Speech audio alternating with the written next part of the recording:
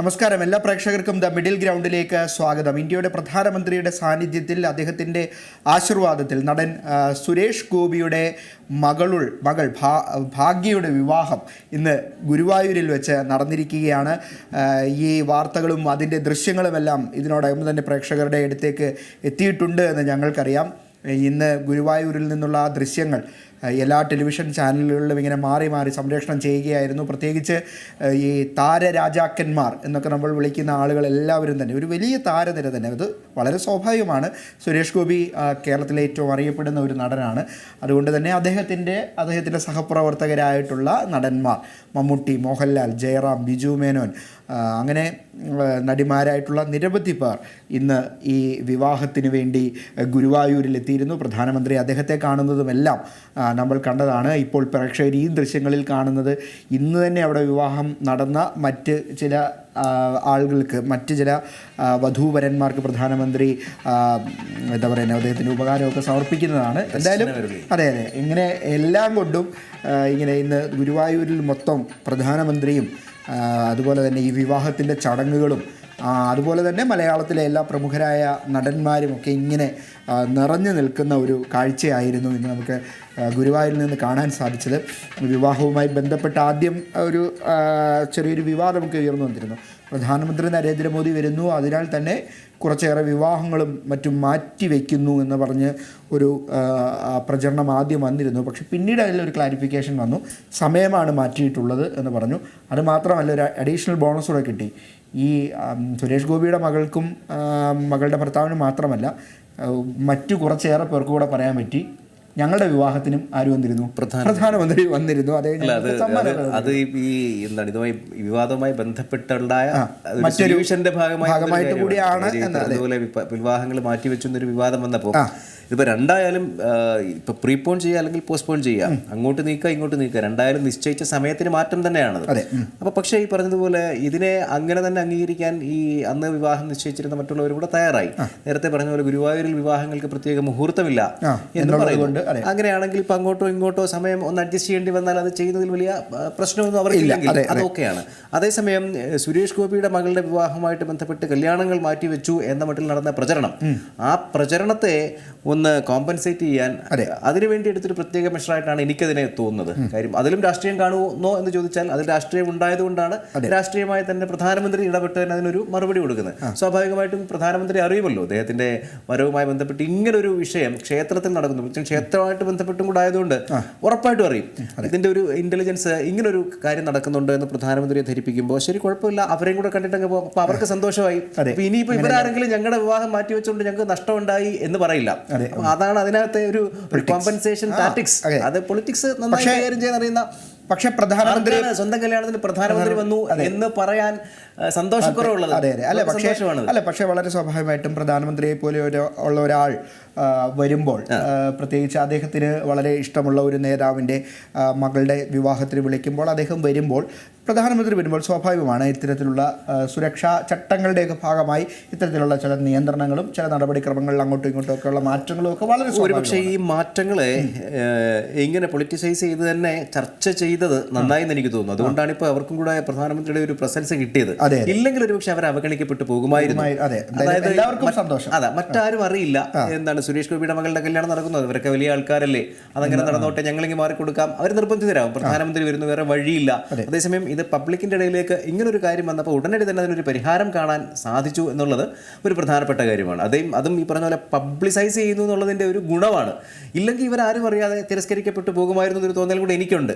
ഇതിപ്പം പറഞ്ഞ പോലെ സംഭവിച്ചത് ഇങ്ങനെ ആയതുകൊണ്ട് അങ്ങനെയായിരുന്നു സംഭവിക്കുമായിരുന്നത് എന്നൊന്നും പറഞ്ഞിട്ട് കാര്യമില്ല. എങ്കിൽ പോലും അതാണ് സംഭവിക്കാൻ സാധ്യത ഉണ്ടായിരുന്ന ഒരു കാര്യം.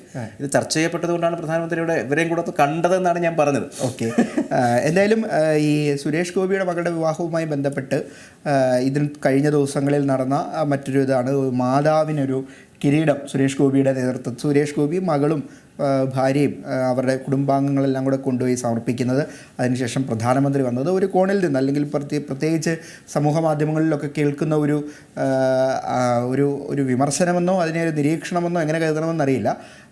ഇതെല്ലാം സുരേഷ് ഗോപി ചെയ്യുന്നത് തൃശ്ശൂരിൽ മത്സരിക്കുന്നതിന് വേണ്ടിയിട്ടാണ്, അദ്ദേഹത്തിന് പബ്ലിസിറ്റി കിട്ടുന്നതിന് വേണ്ടിയിട്ടാണ് എന്നുള്ളൊരു വിമർശനം അല്ലെങ്കിൽ നിരീക്ഷണം സമൂഹ മാധ്യമങ്ങളിൽ വളരെ തകൃതിയായി നടക്കുന്നുണ്ട്. പക്ഷേ അതിനെ അങ്ങനെ ഒരു നിരീക്ഷണമായി, ഒരു വിമർശനമോ അല്ലെങ്കിൽ ഒരു നിരീക്ഷണമായോ കണ്ടാൽ മതിയോ? സുരേഷ് ഗോപിക്ക് അദ്ദേഹത്തിൻ്റെ മകളുടെ വിവാഹത്തിന് പ്രധാനമന്ത്രിയെ ക്ഷണിക്കാനും പ്രധാനമന്ത്രിക്ക് സൗകര്യമുണ്ടെങ്കിൽ സുരേഷ് ഗോപിയുടെ മകളുടെ വിവാഹത്തിന് വന്ന് പങ്കെടുക്കാനും അത് ഗുരുവായൂർ വെച്ച് നടത്താനും സുരേഷ് ഗോപിക്ക് താല്പര്യമുള്ളതുപോലെ, സുരേഷ് ഗോപിക്ക് ഇഷ്ടമുള്ളതുപോലെ ഒരു പള്ളിയിൽ പോയി മാതാവിന് ഒരു കിരീടം സമർപ്പിക്കാനും ഒക്കെ, പ്രത്യേകിച്ച് ഒരു വിവാഹമൊക്കെ ആകുമ്പോൾ പലതരത്തിലുള്ള നേർച്ചകളൊക്കെ നേരുക. ഇന്ന അമ്പലത്തിൽ വിവാഹത്തിന് മുമ്പ് ഇന്ന അമ്പലത്തിൽ പോയി എന്ന് പ്രാർത്ഥിക്കണം, അല്ലെങ്കിൽ ഇന്ന പള്ളിയിൽ പോയി നിങ്ങൾ മെഴുകുതിരി കത്തിക്കണം, അല്ലെ ഇന്ന രീതിയിലൊക്കെ മതപരമായ പല കാര്യങ്ങളും പറയും. അങ്ങനെ പറയുന്നത് വളരെ സ്വാഭാവികമല്ലേ?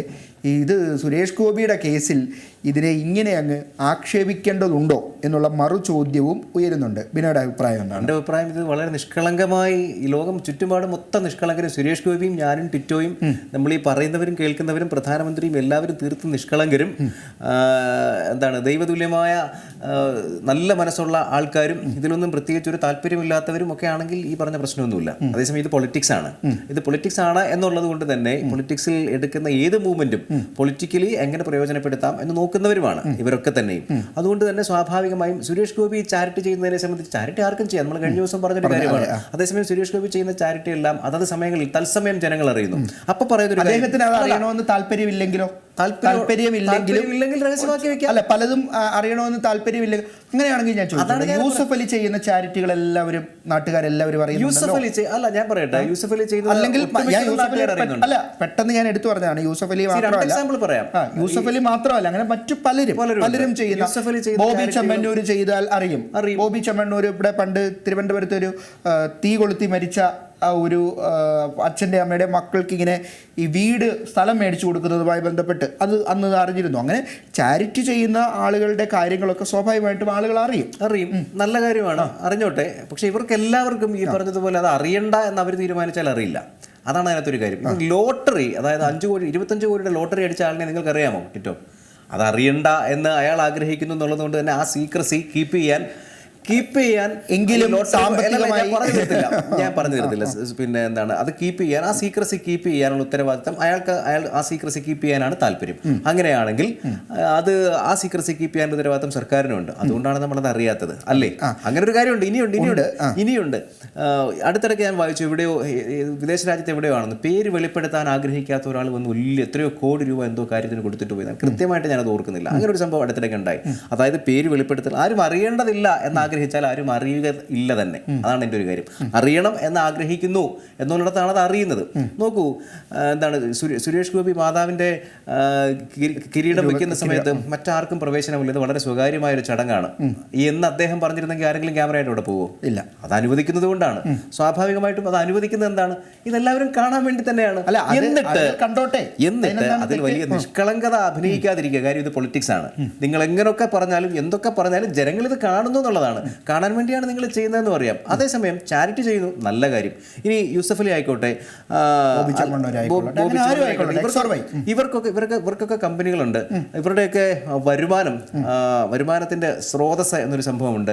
ഇവർക്കൊക്കെ നിർബന്ധിതമായി ചെയ്യേണ്ടുന്ന ചില ചാരിറ്റി വർക്ക്സ് ഉണ്ട്. CSR ഫണ്ട്, ഞാൻ കഴിഞ്ഞ ദിവസം പറഞ്ഞു, കോർപ്പറേറ്റ് സോഷ്യൽ റെസ്പോൺസിബിലിറ്റി ഫണ്ട്. അവരത് ചെയ്യുന്നുണ്ട്, അവരതിന് പരസ്യം കൊടുക്കുന്നുണ്ട്. അവരത് പറയുന്നത് ഗാന്ധിഭവനിൽ, പത്തനാപുരം ഗാന്ധിഭവനിൽ എത്ര രൂപയാണ് യൂസഫ് അലി മുടക്കുന്നത്? നല്ല കാര്യം. ഗാന്ധിഭവൻ ഈ പറഞ്ഞതുപോലെ സാധുക്കളായ ഒരുപാട് മനുഷ്യരെ സംരക്ഷിക്കുന്ന ഒരു കേന്ദ്രമാണ്. അവിടെ ആർക്കെങ്കിലുമൊക്കെ ഫണ്ട് കൊടുത്താലേ ആ സ്ഥാപനം നിലനിന്നു. സർക്കാരിൻ്റെയൊക്കെ സഹായം വളരെ തുച്ഛമായിട്ടേ ഉണ്ടാകാൻ സാധ്യതയുള്ളൂ. കാര്യം ഇത്തരം കാര്യങ്ങളൊക്കെ സർക്കാരിന് ഫണ്ട് കൊടുക്കുന്നതിന് പരിമിതി ഉണ്ടാവും. അപ്പോൾ ഈ പറഞ്ഞതുപോലെ കൊടുക്കാൻ താല്പര്യമുള്ളവർ അത് കൊടുത്തോട്ടെ, അത് കൊടുക്കുന്ന നാട്ടുകാർ അറിഞ്ഞോട്ടെ. ഈ പറഞ്ഞ പോലെ യൂസഫ് അലിയെ സംബന്ധിച്ചിടത്തോളം അദ്ദേഹത്തിൻ്റെ ഒരു ഗുഡ് വില്ലാണ് ഏറ്റവും പ്രധാനം.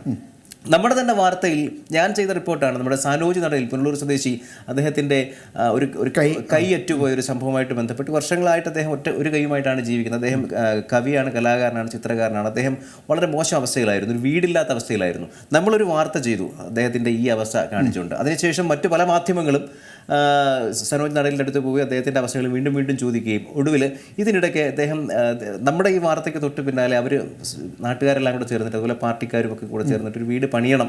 നേരത്തെ ഉണ്ടായിരുന്നൊരു തീരുമാനമാണ്. നമ്മൾ ഈ വാർത്ത ചെയ്തപ്പോൾ അതിനൊന്നുകൂടെ ഒരു ഇനിഷ്യേറ്റീവ് എടുത്തു. അവർ തുടക്കാൻ തന്നെ തീരുമാനിച്ചു. അങ്ങനെ പണി പലരും ഒക്കെ സഹായിച്ച് ഇങ്ങനെ തുടങ്ങി വരുന്ന സമയത്താണ് യൂസഫ് അലിയുടെ ഒരു പടം സനോജ് നടയിൽ വരയ്ക്കുന്നത്. ഈ പടം യൂസഫ് അലിയുടെ അടുത്തേക്ക് എത്തിച്ചു ഹരി പത്തനാപുരം, മറ്റൊരു ഓൺലൈൻ ചാനലിലെ ഒരു മുൻ മാധ്യമ പ്രവർത്തകൻ, ഇപ്പോൾ അദ്ദേഹത്തിന്റെ സ്വന്തം ഓൺലൈൻ ചാനലാണ്. ഇവർ രണ്ടുപേരും വഴി അത് യൂസഫ് അലിയുടെ അടുത്തേക്ക് എത്തിച്ചു. അദ്ദേഹം 12 ലക്ഷം രൂപ കൊടുത്ത് സഹായിച്ചു. അത് സനോജിന് വീടായി. സനോജ് ദൈവത്തെ പോലെയാണ് യൂസഫ് അലിയെ കാണുന്നത്. അതുപോലെ തന്നെ സനോജിന്റെ പരിസരത്തുള്ള ആൾക്കാരും സനോജിനെ അറിയുന്നവരും സനോജിന് നന്മ ഉണ്ടാകട്ടെ എന്ന് ആഗ്രഹിക്കുന്നവർ യൂസഫ് അലിയെ ആ രീതിയിൽ സ്നേഹിക്കുന്നു. അത് അദ്ദേഹത്തിന്റെ ഗുഡ് വില്ലാണ്. ഇത് വേണമെങ്കിൽ രഹസ്യമായും അദ്ദേഹത്തിന് ചെയ്യാമായിരുന്നു. പക്ഷേ ഇതേ കാര്യം സുരേഷ് ഗോപിക്ക് ആപ്ലിക്കബിൾ അല്ലേ എന്നാണ്. ഇതേ കാര്യം സുരേഷ് ഗോപിക്ക് ആപ്ലിക്കബിൾ ആകാത്തത് സുരേഷ് ഗോപി തെരഞ്ഞെടുപ്പിൽ മത്സരിക്കാൻ ഒരുങ്ങുന്ന ആളാണ് എന്നതുകൊണ്ടാണ്. അത് തെറ്റാണ്. അങ്ങനെ പറയാൻ എങ്ങനെയാണ് പറ്റുക? അത് തെരഞ്ഞെടുപ്പിൽ മത്സരിക്കുന്നത് കൊണ്ട് സുരേഷ് ഗോപിക്ക് ആ ഗുഡ് വില്ല് അവകാശപ്പെടാൻ പറ്റില്ല എന്ന് പറയുന്നത് തെറ്റാണ്. കാരണം എല്ലാവർക്കും തെരഞ്ഞെടുപ്പിൽ മത്സരിക്കാൻ എല്ലാവർക്കും ഇത് യൂസഫ് അലിക്കും അവകാശപ്പെടാം. അത് എൻകാഷ് ചെയ്യുകയും ചെയ്യാം. ആ എൻകാഷ് ചെയ്യലിന്റെ ഭാഗം കൂടെയാണ് ഇത് എന്നേ നാട്ടുകാർ പറയുന്നുള്ളൂ. സുരേഷ് ഗോപിക്ക് അവകാശപ്പെടാം, തീർച്ചയായിട്ടും അത്രേ നാട്ടുകാർ പറയുന്നുള്ളൂ. സുരേഷ് ഗോപിക്ക് ചാരിറ്റി ചെയ്യാം, ആ നാട്ടുകാരെ അറിയിക്കാതെ ചെയ്യാം. സുരേഷ് ഗോപിക്ക് തെരഞ്ഞെടുപ്പിൽ മത്സരിക്കാം, അത് പ്രചരിപ്പിക്കാം, ഞാൻ ഇത്രയും കൊടുത്തു എന്ന് പബ്ലിസൈസ് ചെയ്യാം, അത് അദ്ദേഹം കൊടുക്കുന്നത് ആൾക്കാർക്ക് സ്വീകരിക്കാം, നല്ലത് തന്നെയാണ്. പക്ഷേ അതിൽ ഈ പറഞ്ഞതുപോലെ പൊളിറ്റിക്കലായിട്ടുള്ളൊരു മോട്ടീവ് ഉണ്ട് എന്ന് പറയുന്നതിനെ എതിർക്കുന്നത് എന്തിനാണ്? ആ പൊളിറ്റിക്കലായിട്ടുള്ളൊരു മോട്ടീവ് ഉണ്ട്, അതിൽ യാതൊരു സംശയമില്ലാത്തൊരു കാര്യമാണ്. അതാണ് അതിനകത്ത് ഓരോരുത്തരും ഈ പറഞ്ഞ പോലെ ചാരിറ്റി ചെയ്യുമ്പോൾ അതിലൊക്കെ ഒരാൾക്ക് പൊളിറ്റിക്കൽ മോട്ടീവ് ആണെങ്കിൽ മറ്റു പലർക്കും അത് അവരുടെ ബിസിനസ് വളർച്ച, അതുപോലെ തന്നെ അവരുടെ ഗുഡ്വില്ല്, അങ്ങനത്തെ കാര്യങ്ങൾ നോക്കുക, അവരുടെ ഇമേജ് നോക്കുക, അങ്ങനെ പല മോട്ടീവുണ്ട്. പിന്നെ ഇതൊന്നുമില്ലാതെയും ചെയ്യുന്നവരുണ്ട്. മതവിശ്വാസത്തിന്റെ ഭാഗമായൊക്കെ ഇത് ചെയ്യുന്നവരുണ്ട്, ചാരിറ്റി ചെയ്യുന്നവരുണ്ട്. വിശ്വസിക്കുന്നത് അവർക്ക് പൊളിറ്റിക്സോ അല്ലെങ്കിൽ അവരുടെ ഗുഡ്വില്ലോ അവരുടെ ഇമേജോ ഒന്നും അല്ല പ്രശ്നം, ഈശ്വര വിശ്വാസത്തിന്റെ ഭാഗം എന്ന നിലയിൽ അവർക്കും അല്ല അവിടെയും ഉണ്ട്.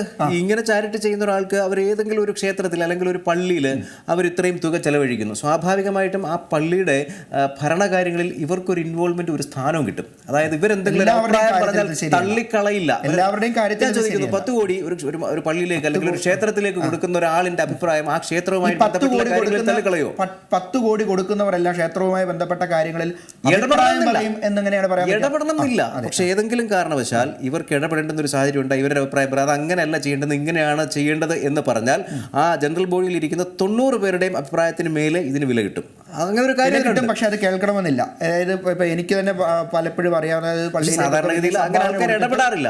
സംഭാവന കൊടുത്തിട്ട് ഇടപെട്ട് അങ്ങനെ ചെയ്യണമെന്ന് പറഞ്ഞത് കമ്മിറ്റി കൂടി സൗകര്യമില്ല എന്ന് പറഞ്ഞവരെ എനിക്ക് അതുകൊണ്ടല്ല ജനറലൈസ് ചെയ്യുന്നില്ല. പക്ഷെ സാധാരണഗതിയിൽ ഒരു വിധേയത്വം ഉണ്ടാവും, സഹായിക്കുന്നവനോടൊരു വിധേയത്വം. അതിപ്പം എന്നെ സഹായിച്ചാൽ എന്നെ സഹായിക്കുന്ന ആളിനോട് എനിക്കൊരു വിധേയത്വം സ്വാഭാവികമായി മനുഷ്യന്റെ ഒരു ചോദനയാണ്. എന്നതുപോലെ ഒരു സമൂഹത്തെ സഹായിച്ചാൽ, ഒരു മതത്തെ സഹായിച്ചാൽ, അല്ലെങ്കിൽ ഏതെങ്കിലും ഒരു പാർട്ടിയെ സഹായിച്ചാൽ, വോട്ടർമാരെ സഹായിച്ചാൽ, ഇവർക്കൊക്കെയും ഈ സഹായിക്കുന്ന ആളിനോടൊരു വിധേയത്വം ഉണ്ടാകും. അതാണ് തിരിച്ചു കിട്ടുന്നത്. ആ വിധേയത്വം പൊളിറ്റിക്സിലാണെങ്കിൽ അത് ആ വിധേയത്വം എങ്ങനെയാണ് തിരിച്ചു കിട്ടുക? വോട്ടായിട്ടാണ് തിരിച്ചു കിട്ടുക. അത് എൻകാഷ് ചെയ്യുക എന്നുള്ളതൊരു പ്രധാനപ്പെട്ട കാര്യമാണ്. എല്ലായിടത്തും അത് വർക്കൗട്ട് ചെയ്യുമോ എന്നുള്ള കാര്യത്തിൽ സംശയമുണ്ട്. എല്ലാവരും അതിനെ അങ്ങനെ കാണുമോ എന്ന കാര്യത്തിലും സംശയമുണ്ട്. അടുത്തിടയ്ക്ക് ഒരു സിനിമയിൽ കണ്ടതാണ്, നെറ്റിപ്പട്ടം എന്ന് പറയുന്ന സിനിമയാണെന്ന് തോന്നുന്നു, ആണെന്നാണ് എൻ്റെ ഓർമ്മ. ശ്രീനിവാസൻ്റെ കഥാപാത്രം, അദ്ദേഹം കാര്യപ്രസക്തനാണ്, എല്ലാ കാര്യങ്ങളിലും ഇടപെടും. അപ്പം ഇദ്ദേഹം ഒരു പാവപ്പെട്ട വീട്ടുകാർക്കൊരു വീട് വെച്ചു കൊടുത്തു, അദ്ദേഹം മുൻകൈ എടുത്ത്. അത് കഴിഞ്ഞിട്ട് പിന്നീട് അദ്ദേഹം സ്വതന്ത്രനായ തെരഞ്ഞെടുപ്പിൽ മത്സരിക്കുന്നു. അദ്ദേഹത്തിൻ്റെ തെരഞ്ഞെടുപ്പ് പ്രചരണത്തിന് മറ്റുള്ള ആൾക്കാരിൽ ജഗതിയും കഥാപാത്രങ്ങളൊക്കെ ചെല്ലുമ്പോൾ പറയാം അദ്ദേഹം നല്ല മനുഷ്യനാണ്, പീതാംബരൻ നല്ല മനുഷ്യനാണ്, പീതാംബരനെ ഞങ്ങൾക്ക് വലിയ ഇഷ്ടമാണ്, പക്ഷെ വോട്ട് ഞങ്ങൾ പാർട്ടിക്ക് ചെയ്യും എന്ന് പറയുന്നവരുണ്ട്. അപ്പൊ ഇതൊക്കെ ഓരോരുത്തരുടെ നിലപാടാണ്. ഇതെല്ലാം ഒരുപോലെ തന്നെ നമുക്ക് അവതരിപ്പിക്കാനുള്ള സ്വാതന്ത്ര്യം ഈ രാജ്യത്തുണ്ട് എന്നുള്ളതാണ് ഈ കാര്യത്തിൽ എൻ്റെ അഭിപ്രായം. ഓക്കെ, എന്തായാലും ഈ അദ്ദേഹത്തിൻ്റെ മകളുമായി ബന്ധപ്പെട്ട് വിവാഹവുമായൊക്കെ ബന്ധപ്പെട്ട് നടന്ന ചില വിഷയങ്ങൾ നമ്മൾ ചർച്ച ചെയ്തു എന്നേ ഉള്ളൂ. ഇന്ന് ഈ സുരേഷ് ഗോപിയുടെ വിവാഹം മാത്രമല്ല കേരളം ശ്രദ്ധിച്ചത്. കുറച്ച് നാളുകൾക്ക് മുമ്പ് നടന്ന ഒരു വിവാഹവും അതിൻ്റെ ദൃശ്യങ്ങളും ഇന്ന് പ്രേക്ഷകരിലേക്ക് എത്തിയിട്ടുണ്ട്. എന്തായാലും കണ്ണൂരിലാണ് ആ സംഭവം നടന്നത്. അതായത് ഇത് രസകരമായി തോന്നുന്നു, ഇപ്പോൾ നടന്നതല്ല, ഇന്ന് നടന്നതല്ല, കുറച്ച് ദിവസങ്ങൾക്ക് മുമ്പ് നടന്ന മട്ടന്നൂർ കണ്ണൂർ പാതയിൽ ഗതാഗത തടസ്സമുണ്ടാക്കി എന്ന കാരണം പറഞ്ഞ് കണ്ണൂരിൽ ഒരു കല്യാണത്തിൽ പങ്കെടുത്ത കല്യാണത്തിലെ വരനും 25ഓളം പേർക്കുമെതിരെ കേസെടുത്തു. ചക്കരക്കൽ പോലീസ് കേസെടുത്തു എന്നുള്ളതാണ്. ഇത് സംഭവം ഇത്രയേ ഉള്ളൂ. കല്യാണത്തിന് നടത്തുന്നതിന് വേണ്ടിയിട്ട് ആളുകൾ വന്നപ്പോൾ ഈ വരൻ വന്നത് ഒരു ഒട്ടകത്തിൻ്റെ പുറത്തിരുന്നാണ്. ഈ ഒട്ടകത്തിൻ്റെ പുറത്തിരുന്ന് വരുമ്പോൾ ഈ പറയുന്ന പാതയിൽ, കണ്ണൂർ മട്ടന്നൂർ പാതയിൽ വലിയ ഗതാഗത കുരുക്കുണ്ടാകുന്നു. പലരും അതിൻ്റെ താഴെ കമൻറ്റ് ചെയ്തിട്ടുണ്ട്, അല്ലാതെ തന്നെ ഇവിടത്തെ ഗതാഗത കുരുക്കാണ്, അതിൻ്റെ കൂടെയാണ് ഈ ഒട്ടകത്തിൻ്റെ പുറത്ത് ആ റോഡുകൾ മൊത്തം, ആ പ്രദേശത്തെ റോഡുകൾ മൊത്തം ഇടുങ്ങിയ റോഡുകൾ. കോഴിക്കോട് കണ്ണൂർ റോഡ് പരിശോധിച്ചാൽ അറിയാൻ പറ്റും അത് കറക്റ്റായിട്ട്. അത് ആ പരിസരത്തെ എല്ലാ റോഡുകളും അങ്ങനെ ഇടുങ്ങിയതാണ്, ഓൾറെഡി ഇടുങ്ങിയ റോഡുകളാണ്. അതിൻ്റെ ഇടയിൽ കൂടെ ഈ ഒട്ടകത്തിൻ്റെ പുറത്തിങ്ങനെ ഇരുന്ന് എഴുന്നള്ളിച്ചുകൊണ്ട് വരുന്നു, ഈ വരനെ കൊണ്ടുവരുന്നു. ഭയങ്കര ബഹളം, പാട്ട്, കൂത്ത്, ബഹളം, വെടിവെപ്പ്, ഭയങ്കര സംഭവമാണ്. പടക്കം പൊട്ടിക്കുന്നു, മറ്റേ ഇങ്ങനെ പോകുന്ന മറ്റേ പേപ്പേഴ്സ് അത് ഇതൊക്കെ ഇടുന്നു. അങ്ങനെ ഭയങ്കര ആഘോഷമാണ്. അത്യാവശ്യമായിട്ട് എയർപോർട്ടിൽ പോകേണ്ടവരുണ്ട്, ആശുപത്രിയിൽ പോകേണ്ടവരുണ്ട്.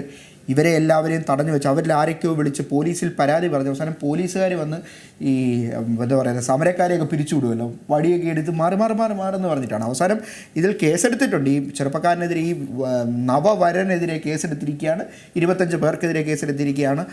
റിപ്പോർട്ടുകൾ അനുസരിച്ച് മഹല്ല് കമ്മിറ്റിയൊക്കെ ഇതിനെ തള്ളി പറയുന്നു. ഇങ്ങനൊന്നും ചെയ്യാനേ പാടില്ല. കുട്ടിട്ടോ, ഇതിനകത്ത് നമ്മൾ മനസ്സിലാക്കേണ്ടുന്ന ഒരു കാര്യം സഞ്ചാര സ്വാതന്ത്ര്യം തടയലാണ്. അതെ, അത് ഈ പറഞ്ഞ വളപട്ടണത്തെ ഇപ്പൊ കല്യാണം, ഈ പറഞ്ഞ കല്യാണത്തിലെ വരനും വധുവും ഈ കൂട്ടുകാരും മാത്രമല്ല. ഇത് എവിടെയും മനുഷ്യന്റെ സഞ്ചാര സ്വാതന്ത്ര്യം തടയുന്നവർക്കെതിരെ ഇതേ നടപടിയല്ലേ എടുക്കേണ്ടത്. അതായത് ഈ പറഞ്ഞതുപോലെ എയർപോർട്ടിൽ പോകേണ്ടവരുണ്ടാവും, ആശുപത്രിയിൽ പോകേണ്ടവരുണ്ടാവും, പെട്ടെന്ന് ഏതെങ്കിലും പരീക്ഷ എഴുതാൻ പോകുന്നവരുണ്ടാവും. ഇവരുടെയൊക്കെ ദൈനംദിന ജീവിതത്തെ തടസ്സപ്പെടുത്തിക്കൊണ്ട്, അവരുടെ സഞ്ചാര സ്വാതന്ത്ര്യത്തെ തടസ്സപ്പെടുത്തിക്കൊണ്ട് ഈ വരനോ വധുവോ മുഖ്യമന്ത്രിയോ പ്രധാനമന്ത്രിയോ ഗവർണറോ ഏതെങ്കിലും VIP-കളോ ഒക്കെ സഞ്ചരിക്കുന്നതിനെ അതിനെതിരെ അങ്ങനെ ഇങ്ങനൊരു തടസ്സപ്പെടുത്തലിനെതിരെ കേസെടുക്കേണ്ടതല്ലേ. ഈ വരന് ചോദിക്കാനും പറയാനും രാഷ്ട്രീയ സ്വാധീനം ഇല്ലാത്തതുകൊണ്ട് ഒരു പക്ഷേ അയാൾക്കെതിരെ കേസെടുത്താൽ അത്തിരാമായിരിക്കും. അതുപോലെ തന്നെ ഇയാളെ പോലെ തന്നെ ഇപ്പം ഇയാൾ കുറച്ചു നേരത്തേക്ക് അവിടെ ബുദ്ധിമുട്ടിച്ചു വിചാരിക്കുക, ഈ കൂട്ടം ആ പാതയെ അടച്ചു അങ്ങനെ സ്ഥിരമായി ബുദ്ധിമുട്ടിക്കുന്ന വളരെ VIP ആൾക്കാരുണ്ട്. അവർക്കെതിരെ എന്ത് നടപടിയാണ് എടുക്കേണ്ടത്? അപ്പൊ ഇത് ഇങ്ങനെ നടപടി എടുക്കുന്നതിന് പകരം ഒന്ന് ഈ റോഡുകളൊക്കെ വികസിപ്പിക്കുക. ഇത്തരം ചില ആഘോഷങ്ങൾ നടക്കുന്നുണ്ടെങ്കിൽ അത് നേരത്തെ മുൻകൂട്ടി പോലീസിനെയും ഇതുമായിട്ട് ബന്ധപ്പെട്ട അധികൃതരെയും അറിയിച്ചുകൊണ്ട് ഇവർക്ക് സഞ്ചരിക്കാൻ ഒരു പ്രത്യേക വഴി തുറന്നു കൊടുക്കുക. സാധാരണ മനുഷ്യന് അവന്റെ ദൈനംദിന ആവശ്യങ്ങൾക്ക് അതിവേഗം പോകാൻ, ഏറ്റവും വലിയ പ്രസക്തിയോടെ ചെയ്യേണ്ടുന്ന കാര്യങ്ങൾക്ക് അതേ പ്രാധാന്യത്തോടെ പോകാൻ പ്രധാന പാതകളെ യാതൊരു തടസ്സവുമില്ലാതെ വിട്ടുകൊടുക്കുക, ഒഴിച്ചിട്ട് കൊടുക്കുക എന്നുള്ളതല്ലേ ചെയ്യേണ്ടത്. ഇതിപ്പോൾ പാവപ്പെട്ട ഒരുത്തനെതിരെ കേസെടുക്കുകയും ഈ പറഞ്ഞതുപോലെ പ്രധാനമന്ത്രിയും മുഖ്യമന്ത്രിയും ഗവർണറും അല്ലെങ്കിൽ ഇതുപോലെയുള്ള VIP-കൾ വരുമ്പോൾ അവരെ ഒന്നും ചെയ്യാൻ പറ്റില്ല എന്നുള്ളതുകൊണ്ട് അവർക്ക് വഴി തുറന്നിട്ട് ബാക്കിയുള്ളവരെ തടസ്സപ്പെടുത്തുകയും ചെയ്യുന്നതിനകത്തൊരു നീതികേടുണ്ട്. മുഖ്യമന്ത്രിക്കും പ്രധാനമന്ത്രിക്കും ചില സുരക്ഷാ പ്രശ്നങ്ങൾ ഉള്ളത് കൊണ്ട് തന്നെയാണ്, അല്ലെങ്കിൽ സുരക്ഷയുടെ ഭാഗമായിട്ടാണ് ചില ക്രമീകരണങ്ങൾ ചെയ്യുന്നതെന്നുള്ള കാര്യം മറക്കാൻ പാടില്ല. പക്ഷെ ബേസിക്കലി ഞാൻ പറഞ്ഞത് അങ്ങനെ മറക്കാൻ പാടില്ല എന്ന് പറയുമ്പോൾ നമ്മൾ ഇത്രത്തോളം പുരോഗമിച്ചൊരു രാജ്യമാണ്. ഈ രാജ്യത്ത് മുഖ്യമന്ത്രിയും പ്രധാനമന്ത്രിയും ഒക്കെ സഞ്ചരിക്കുമ്പോൾ സാധാരണക്കാരൻ രണ്ട് സൈഡിലേക്ക് മാറി നിൽക്കണം എന്ന് തോന്നുന്നത് അതൊരു ആധിപത്യ സ്വഭാവം തന്നെയാണ്. ഞങ്ങളാണെങ്കിൽ എന്തുമാകാം എന്നുള്ളൊരു നിലപാടാണ്. എൻ്റെ ഓർമ്മ ശരിയാണെങ്കിൽ ഞാൻ കേരളത്തിൽ ജോലി ചെയ്യുന്ന കാലത്ത്, ഇപ്പോഴല്ല കുറേ വർഷങ്ങൾക്ക് മുമ്പ്, 2006-2007 ആണ്. അന്ന് സോണിയാഗാന്ധി KPCC അധ്യക്ഷയാണെന്നാണ് എൻ്റെ ഓർമ്മ. ഇവിടെ തിരുവനന്തപുരത്ത് AICC അധ്യക്ഷയാണെന്നാണ് എൻ്റെ ഓർമ്മ. ആ സമയത്ത് ഇവിടെ തിരുവനന്തപുരത്ത് വന്നിട്ട് അവർ തിരിച്ചു പോകുമ്പോൾ, ഞാൻ കേരളത്തിയുടെ ആ റോഡ് അറിയാമല്ലോ, ഇവിടെ നിന്ന് ഇങ്ങോട്ട് ഇറങ്ങുമ്പോൾ എയർപോർട്ട് റോഡാണ്, അങ്ങോട്ട് പോകുന്നത്. ഇങ്ങോട്ട് ഇറങ്ങുന്ന സമയത്ത് കംപ്ലീറ്റ് ഭാഗത്ത് പോലീസ് അങ്ങ് മറ്റേ നാടകെട്ടി അടച്ചു. അതിനിപ്പുറത്ത് നിൽക്കണം ആൾക്കാർ, ആരും അങ്ങോട്ടും ഇങ്ങോട്ടും സഞ്ചരിക്കാൻ വയ്യ. ഞാനന്ന് വളരെ ചെറുപ്പമാണ്, അറിയാലോ, എത്ര വർഷം മുമ്പാണ്. സ്വാഭാവികമായിട്ട് എനിക്ക് ഭയങ്കരമായ ദേഷ്യം തോന്നി. എൻ്റെ സഞ്ചാര സ്വാതന്ത്ര്യത്തെ എന്തിനാണ് ഇവർ മുടക്കുന്നത്, ഇവർക്ക് പോയാൽ പോരെ എന്ന് തോന്നി. ഇത് ഏത് സാധാരണ മനുഷ്യനും തോന്നുന്ന ഒന്നാണ്. അത് പ്രധാനമന്ത്രി ആയതുകൊണ്ടോ, അത് മുഖ്യമന്ത്രി ആയതുകൊണ്ടോ, അത് സോണിയാഗാന്ധി ആയതുകൊണ്ടോ, ഇനി ദൈവം തന്നെ നടന്നു പോകുന്നത് വിചാരിക്കുക. അങ്ങനെയാണെങ്കിൽ തന്നെ എൻ്റെ എൻ്റെ കാര്യങ്ങളില്ലേ, എൻ്റെ ഒരു സാധാരണക്കാരൻ്റെ കാര്യങ്ങളെ മുടക്കിക്കൊണ്ട് അങ്ങനെ ചെയ്യുന്ന ഒരു സംവിധാനത്തിൽ നിന്ന് മാറേണ്ടതല്ലേ നമ്മൾ.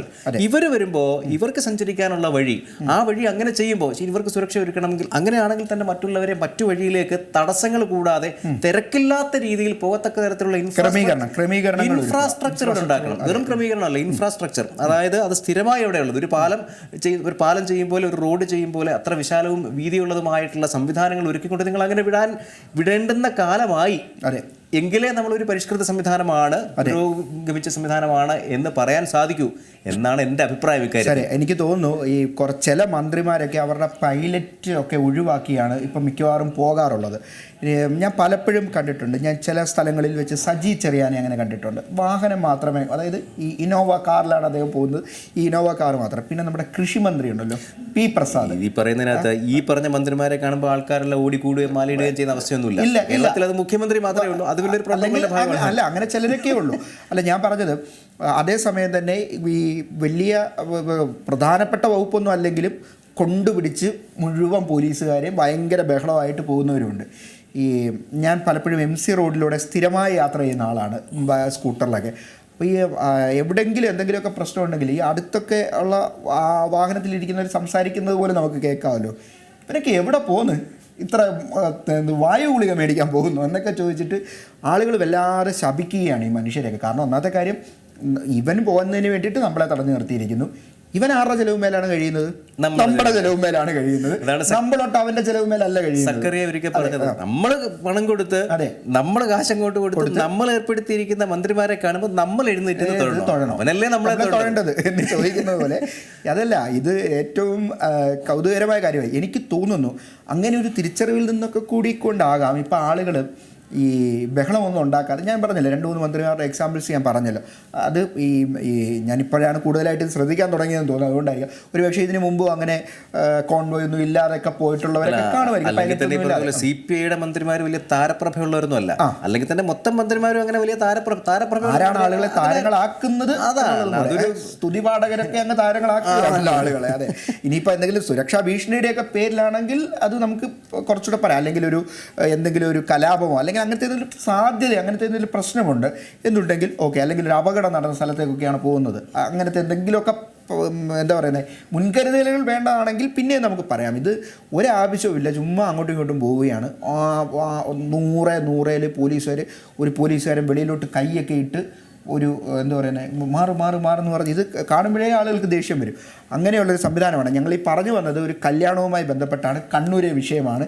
എങ്കിൽ കൂടിയും ഈ കണ്ണൂരിൽ കേസെടുക്കുന്ന ആ വരനെതിരെ 25 പേർക്കെതിരെയൊക്കെ കേസെടുത്തത് വളരെ നന്നായി എന്നേ പറയത്തുള്ളൂ. ഇനിയെങ്കിലും ആളുകൾ ഇങ്ങനെ ബഹളം ഉണ്ടാക്കി റോഡടച്ച് കാര്യങ്ങളൊന്നും ചെയ്യില്ല. നോക്കൂ, ഇത് പറയുമ്പോൾ വേറൊന്നും കൂടെ പറയാതിരിക്കാൻ പറ്റില്ല. ഈ ഉത്സവ സമയത്തെ ഘോഷയാത്രകൾ, അത് പള്ളിയായിക്കൊള്ളട്ടെ എന്തും ആയിക്കോട്ടെ പ്രശ്നമാണ്.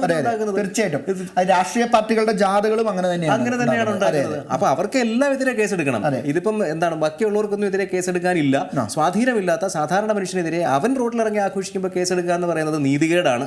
കേസ് ഇത് നിയമപരമായി ഇത് സഞ്ചാര സ്വാതന്ത്ര്യം തടയുന്ന ഒന്നാണ് എന്ന തലത്തിലാണെങ്കിൽ അത് ഈ പറഞ്ഞ ഉത്സവ ഘോഷയാത്രകൾ, അത് പള്ളി ആയിക്കോട്ടെ അമ്പലമായിക്കോട്ടെ, രാഷ്ട്രീയ പാർട്ടികളുടെ ഘോഷയാത്രകൾ അല്ലെങ്കിൽ മറ്റാര് നടത്തുന്നതാണെങ്കിലും സഞ്ചാര സ്വാതന്ത്ര്യം തടയുന്ന എന്താണെങ്കിലും കേസെടുക്കുകയും അങ്ങനെ ഒരു സ്ഥിതി ഇവിടെ ഉണ്ടാക്കുകയും വേണം. അല്ലാതെ ചെയ്യുന്നതൊക്കെ വളരെ മോശമാണ്. പാവപ്പെട്ടവന്റെ മേളിലുള്ള കുതിരകയറ്റമായിട്ടാണ് വ്യാഖ്യാനിക്കാൻ പറ്റുക. അതെ, എന്തായാലും അങ്ങനെ ഒരു മോശം ആണ് എന്ന് ഞങ്ങളുടെ ഈ വാക്കുകൾ കേട്ടിട്ട് ഒരു മന്ത്രിക്കും തോന്നാൻ സാധ്യതയില്ലാത്തത് കൊണ്ട് തന്നെ ഇന്നത്തെ മിഡിൽ ഗ്രൗണ്ടിൻ്റെ സമയം ഇവിടെ പൂർണ്ണമാവുകയാണ്. നാളെ മറ്റു വാർത്തകളും വിശേഷങ്ങളുമായി കാണാം. നമസ്കാരം.